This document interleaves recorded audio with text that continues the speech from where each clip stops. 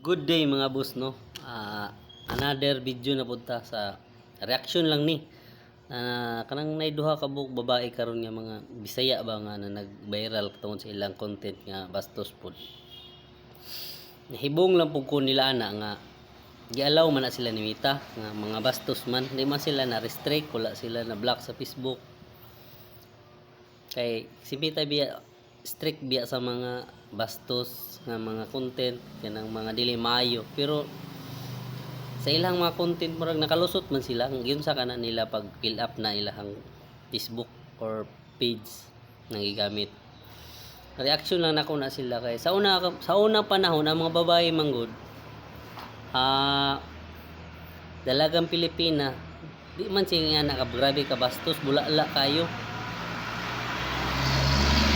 bulala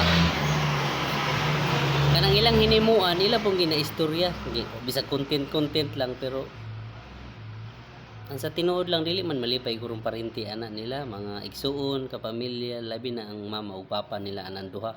Kining nasa ubos akong ginamino kini kanang mga bayhana nga nasa akong ubos ron background, mo na sila ang duha nga kanang duha dia, mo na sila ang duha nga mga bastos kay content. Tanaw makita man yun na viral man na sila perminti silang content nga bastos, pero challenge na po na ako na ano nga sa atong Facebook ba ano nakalusot na siya og sa ginikanan anang duha.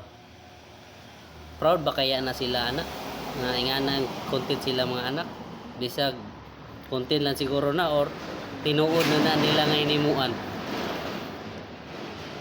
Actually lang po na siguro Facebook no, kung unsa na ilahang kuan tama ba na, kay dagan pud biya nagasilpon nga mga bata karon nga panahon. Nowadays daghan ang mga bata nga nagagunit og cellphone,